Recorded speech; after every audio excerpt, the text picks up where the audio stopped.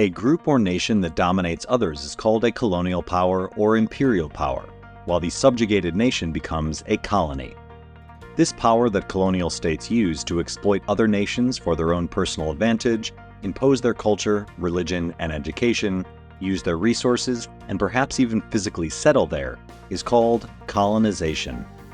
By 1914, most countries in the world had been colonized by Europe.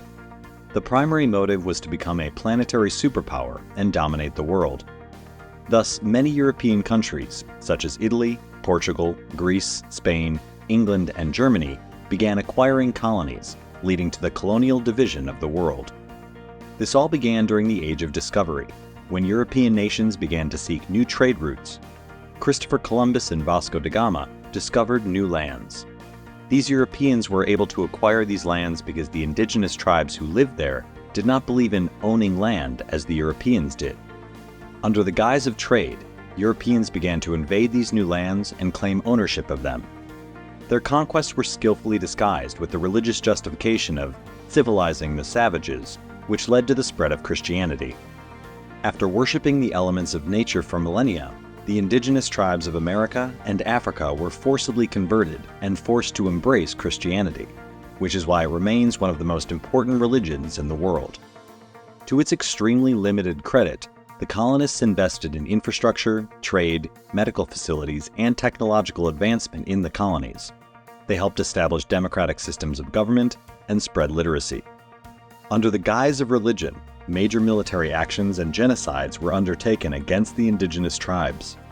The Hispaniola people were reduced from 250,000 to only 15,000 under Spanish rule. Similar acts of warfare were seen in Africa and other colonies that tried to revolt against colonization. Indigenous peoples were commonly sold as slaves to the whites or taken as soldiers to fight battles, especially in the world wars. White culture, education, and religion were imposed on colored people against their will. Colonization also had a profound psychological impact, not only on their land, but also on their minds. The colonists felt like an inferior race compared to the whites, which destroyed their self-esteem and poisoned their culture. After countless wars between colonists and colonies, a wave of decolonization swept the world in the 20th century, liberating most nations from colonial rule and establishing their independent identity. After the founding of the United Nations in 1945, a political revolution protected the territories of all nations and maintained international peace. However, 16 territories are still under colonial rule by the United Kingdom, the United States, and France. These territories have not yet achieved self-government and are referred to as NSGT, non-self-governance territories. Colonialism is nothing more than a vicious and greedy power play. Besides physical decolonization, decolonization of the minds of previous colonies is also important, as colonialism still influences the memory and attitudes of the victims, many of whom have difficulty detaching themselves from these historic horrors.